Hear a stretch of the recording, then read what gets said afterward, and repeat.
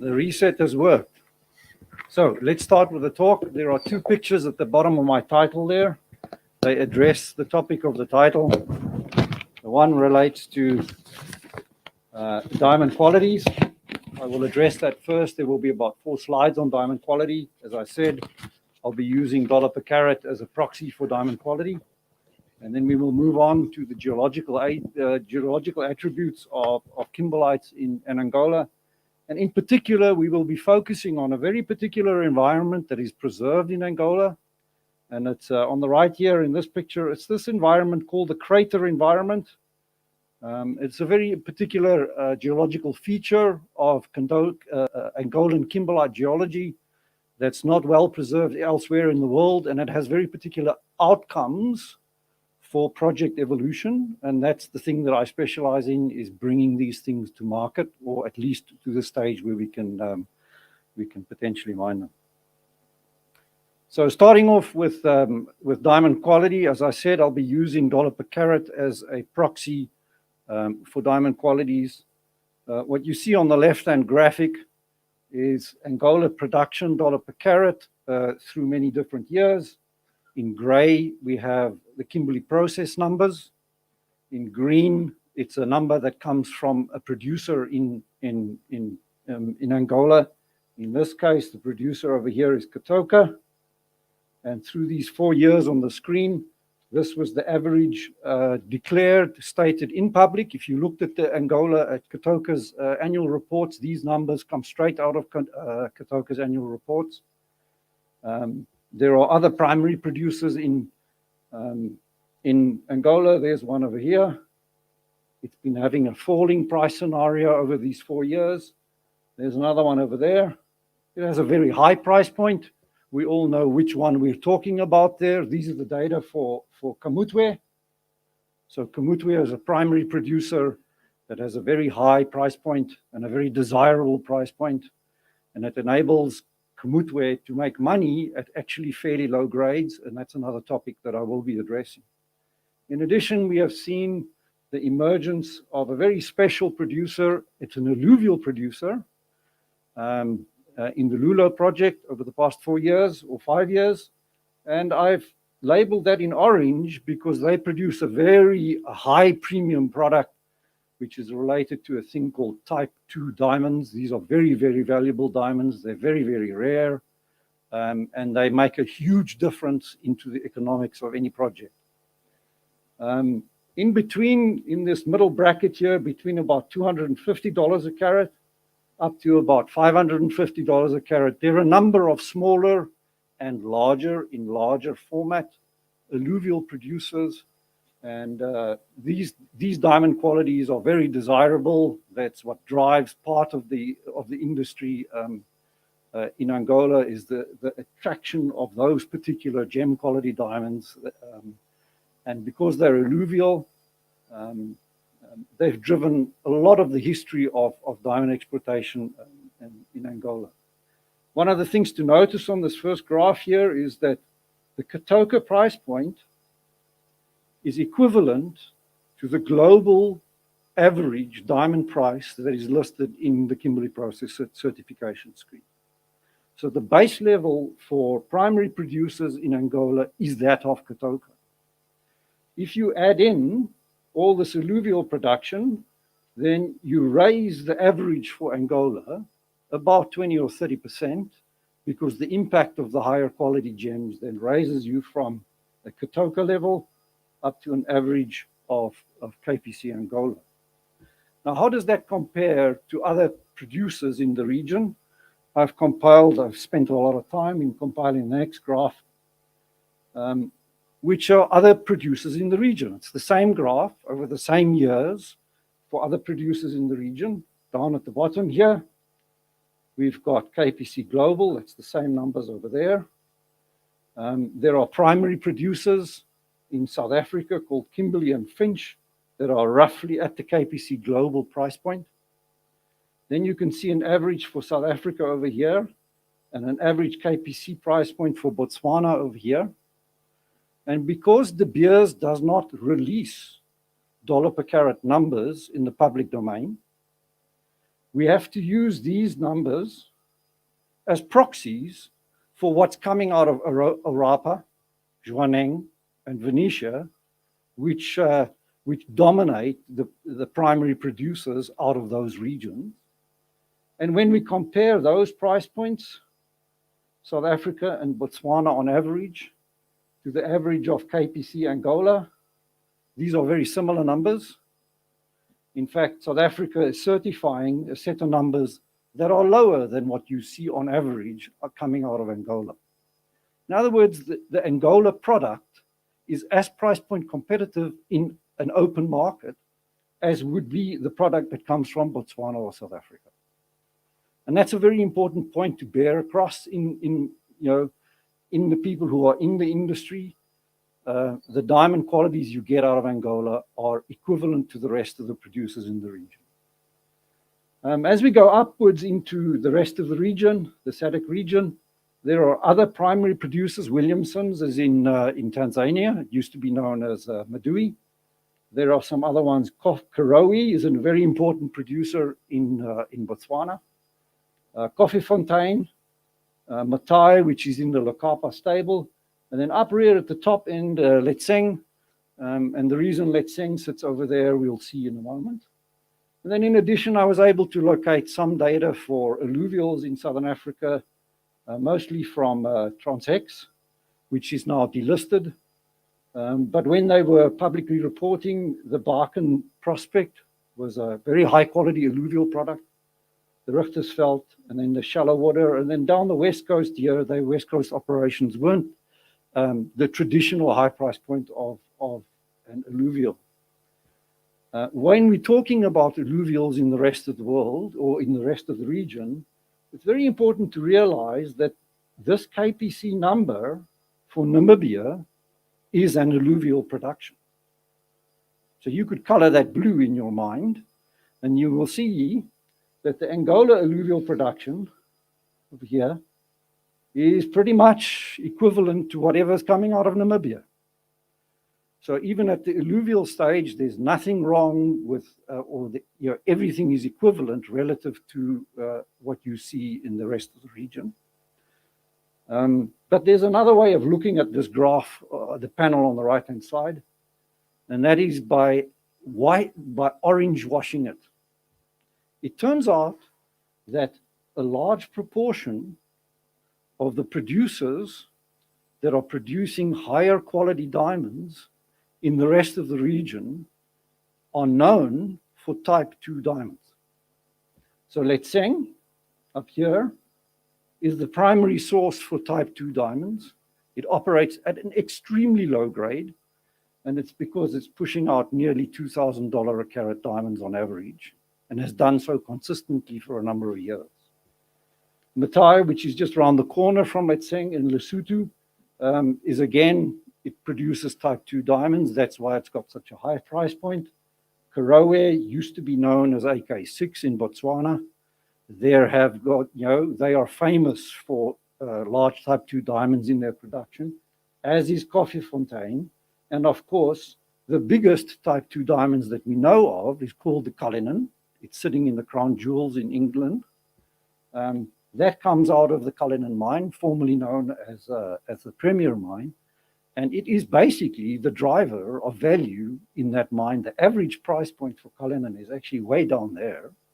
But the thing that keeps it going are these type 2 diamonds. So type 2 diamonds, actually, it has become apparent, are a very important part of the value proposition of Southern African production. And I will make the case that they will also become a very important part of the value chain in Angola. So I think that's all I'm going to say about dollar per carat prices in terms of the three graphs that I'm able to put up here today. and we'll move on to the geology of producers, and I'm particularly going to talk about what's going on in Angola. The benchmark for what goes on in Angola is Katoka. Katoka has sustainably produced a world average class product for a number of years. It's a benchmark for the diamond industry in Angola. And there's a very particular aspect of what has happened at Katoka, which I want to address. It's not the time frame. It's an enviable time frame. These people have been doing this for a while. It's not how much has been mined. It's not how much money they make per ton, because that's the driver of whether you can sustain your operation. It is this number.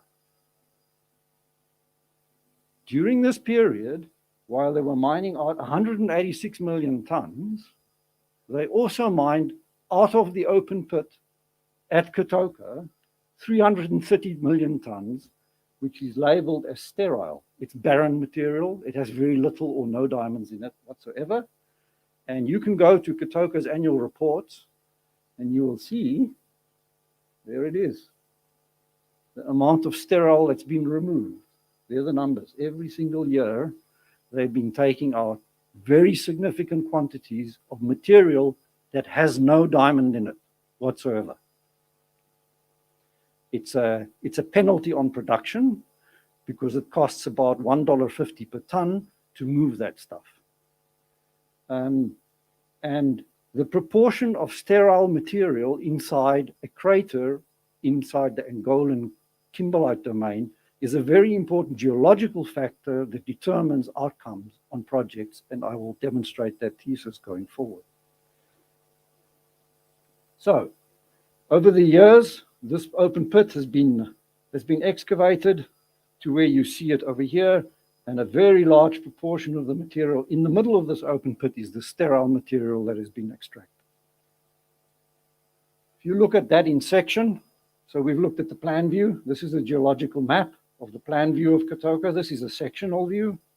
Essentially what we need to focus on is this. The pink and green units are ore. That stuff has been mined out by now. These brown units over here is the sterile material that has also been mined out and is a penalty against production. And today, the Katoka open pit roughly is at that level over there. That's the Katoka open pit roughly. The future of Katoka is in this triangle over here as an open pit operation. And it's in this blue unit, which you can see over here is called primary volcanic kimberlite. These are all reserves that will be depleted over the next 10 or so years at Katoka. And that's the point I'm making here. The future of Katoka as an open pit is in a primary, undiluted kimberlite. The future for Katoka looks very good. It will look even better once we start looking, executing studies for the underground mining of Katoka, which would be going after the material that is at depth. And that is a question that often should not be ignored. Even though things are going well, you should always look into the future, and the future of Katoka is beyond what is in the open pit. It is what is at depth as well, the underground mining scenario. I have to emphasize that 35 of 70 pipes near Katoka contain these craters with sediment infill, this material, this waste material that needs to be mined out. We're going to jump on to a different project that I spent a lot of time with at BHP. This is an image that has 3 different media mixed into it. This is a geophysical image on the right-hand side over here. Whoops. That one over there. It's a magnetic image. This kimberlite that I'm showing in section over here is this one over here, AC16. Notice the scale, 5 kilometers. And what I wanted to emphasize on the image is when you drill it, you can trace the magnetic material. You can see these magnetic relief down the drill holes, that's kimberlite. In these parts of the drill holes, there is very little kimberlite. And in that part of the drill holes, there is almost no kimberlite. So the structure of the kimberlite pipe in section is one of Kalahari overlying overburden. That's 40 or 50 meters typically. There's crater sand. This is the material that you need to dig out and put on your waste dump. And it's a it's a penalty on production. Then you get into this resedimented volcanic clastic kimberlite. It is lower grade. It contains some kimberlite. You might want to process that through your plant or not. But where your real money spinner is in this primary volcanic kimberlite. And in this case, it's sitting 240 meters below surface. So accessing this material that is of primary interest by way of excavating these lenses of low grade or no grade material is a key to unlocking the potential in Angolan kimberlite geology. When you do, you will find, in this case, AC16, you will find diamonds that look like this. That's a pretty good product. Anybody who's in the industry will look at that and say, wow, that's a nice product to have. How did we get that product? Well, this kimberlite AC16, it has outcrops in a river valley over there, so we accessed it over there and we produced those diamonds from this kimberlite. But we literally only scratched the surface. That's basically where we got one sample. This kimberlite is larger than Kotoka by a long shot, and I want to just emphasize that by putting in the top right-hand corner here, just for scale. Kotoka is 64 hectares in extent. This kimberlite is 120. There's another one, AC70, there it is over there. That's 148 hectares. There's AC71 over there, that's 32 hectares. There are lots of very big kimberlites that need a lot of detailed attention that are covered by sediment that you need to work on in Angola. Cracking that problem is the problem of unlocking the potential of kimberlites in Angola. We'll look at a couple more examples, or rather we'll look at some drill core quickly. This is what crater facies sediment looks like up close.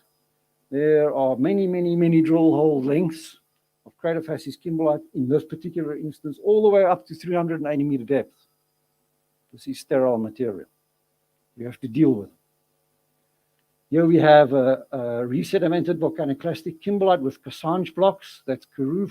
These are the Cassange blocks.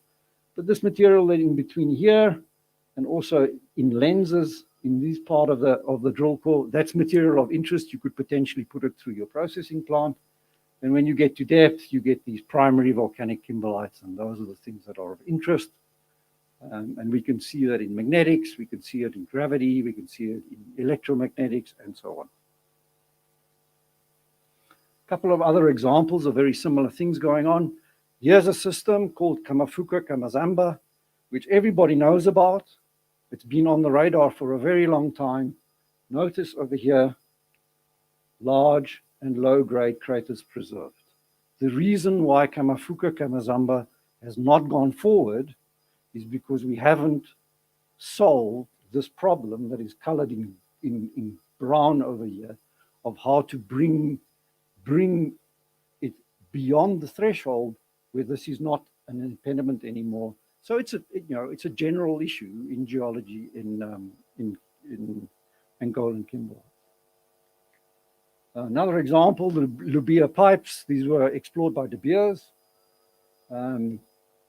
14 of the 44 pipes that they actually eventually delineated were subjected for microdiamond testing. Again, low grades. This is published information. But in the Lubia setting, De Beers opened the book on something that's called erosion. You will see in their diagrams over here, published, they've got two erosional levels, one at 1,600 meters above sea level and one at 1,350 meters above sea level. And in diagrammatic format, what they're looking at is two levels of erosion.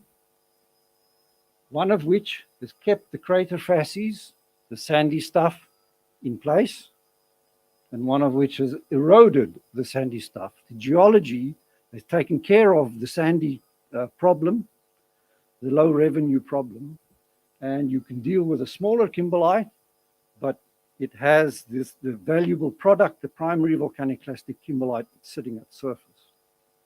So that's a particular insight that comes from looking at the Lubia circumstances that have been drilled out, but it's one that has applicability elsewhere in Angola, in particular in a project called Lulo, where Lukapa Diamonds and people before them as well, artisanals before them, have been producing these incredibly valuable stones, type 2 diamonds, dominantly. But the interesting aspect of the license that Lukapa Diamonds have, the Lulo license, is up in the northeast corner over here. We're at 1,200 meters above sea level, much like Alto Quilo. And when you go down the river valleys, you're at 1,000 meters above sea level.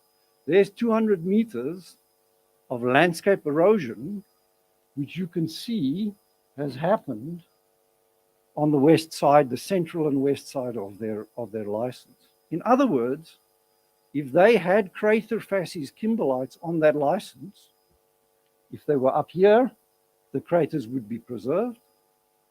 If they're down here, there's a very good chance that a lot of that crater has been eroded away by approximately 200 meters.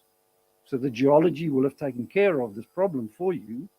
And as fortune would have it, the Lukapa Diamonds have a lot of geophysical anomalies in the lowlands where potentially this crater facies problem has been removed by nature.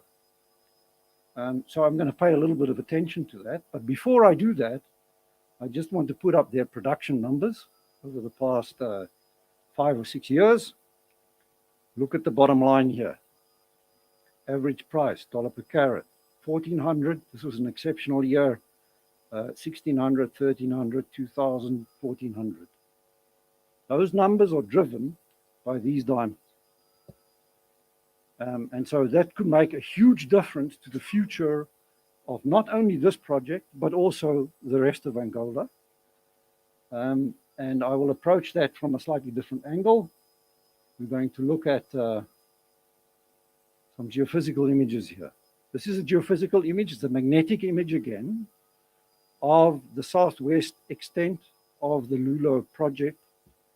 I've made a cutout in yellow of just this area over here, and I've enlarged the outcomes of a geophysical image, of geophysical survey that was flown in 2008, and it was presented at an AGM in December 2010.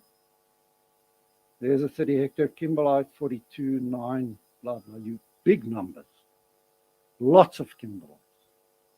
Huge potential. But to unlock the potential of what you see on the screen today, right here in front of you, is a huge challenge. It's a geotechnical challenge. You have to rank and prioritize all these beasts.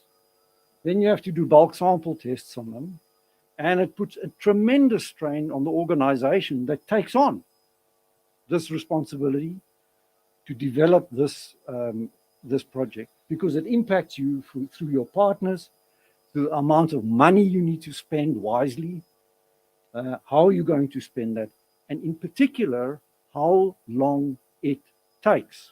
The timeline is a very important factor. To sustain yourself through this process is a skill.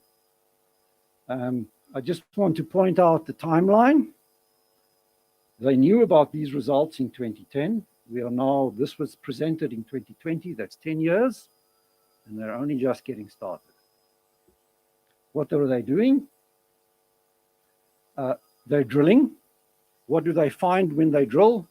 Well, they find that the crater facies material has been eroded away. they see some primary volcanic kimberlite at surface, also at slightly deeper depths. And so you can confirm that the craters at the Lulo kimberlites have been eroded away by 150 meters. And it supports bulk sampling of the material that is primarily of interest in this game, which is this kind of material down here, massive volcanic clastic kimberlite. How do you do that? Bulk sampling. Let's just advance here. This is a photograph that I've taken out of their presentations. There are two bulk sampling pits into primary volcanic clastic kimberlite. They don't have a crater facies problem to deal with. They can access the material that is important. They have confirmed that they're getting type 2 diamonds out of these bulk samples, but they're suffering low grades. There are some low grades over there, and it's a recurring theme in the talk that I've been giving. If you want to do kimberlite development in Angola, you have to get used to the fact that you will be dealing with low grades. Now, a lot of people think, why should we waste our time on low grades? Well, here's the reason. This is Letseng in northern Lesotho. I'm going to give you some low-grade context. Letseng mines type 2 diamonds, a lot of. The grade at Letseng is 1.8 carats per 100 tons. The average price point is almost $2,000 a carat. The revenue is $34 a ton. Those guys are making money on a very low-grade kimberlite. Matai is about 3.1 carats per 100 tons. The average price point is this. That's about $26 a ton. Matai is making not as much money as Letseng, but it's still making money. Kau it's in private hands. We know what the grade is. We don't know what the price point is, but they have to be making money at more than $19 a ton. Otherwise, they wouldn't sustain themselves, and they have been sustaining themselves over the past couple of years. Many other kimberlites in northern Lesotho have no grade whatsoever, and they have no evidence of diamonds by way of diggings on top of them. But you can make money at low grades, and what your target is of these type 2 diamonds. We now know those things occur as alluvial diamonds in the Lulo project. We know the Lulo people are digging into primary kimberlite and they're encountering low grades. It is nothing to be scared of. You can produce money, you can make very good money and sustain yourself with this type of deposit. And northern Lesotho is an example of that. So, here's a summary of what I told you today. Angola diamond quality is better than the global average and similar to the SADC region. I think I made that point quite clearly.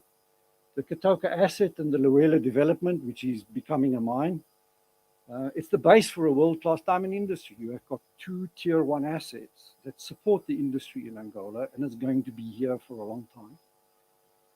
There's very high quality at Kumutwe. I believe more of those kind of things can be discovered in Angola. It takes a lot of hard work.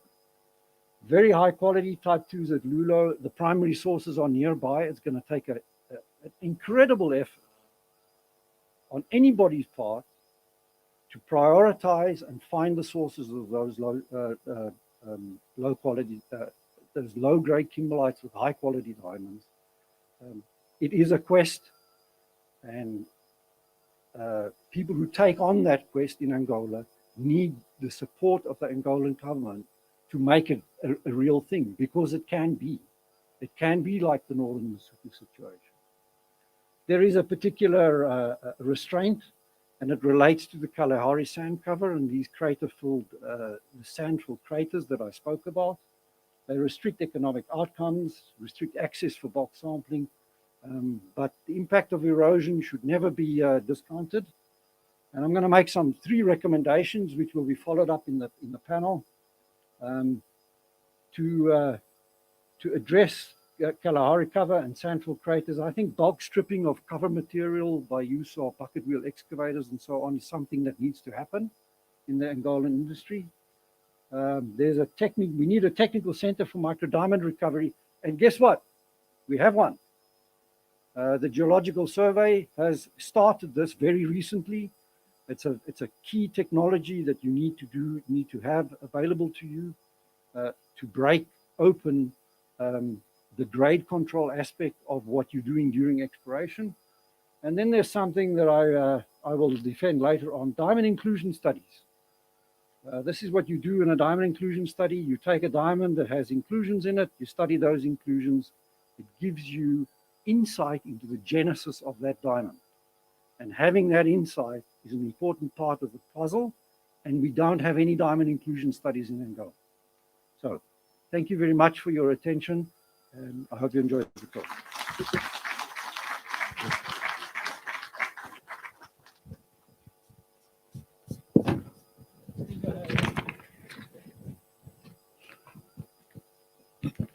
E vamos passar à última apresentação deste painel. A senhora Ana Feijó, a administradora da Indiama. Okay.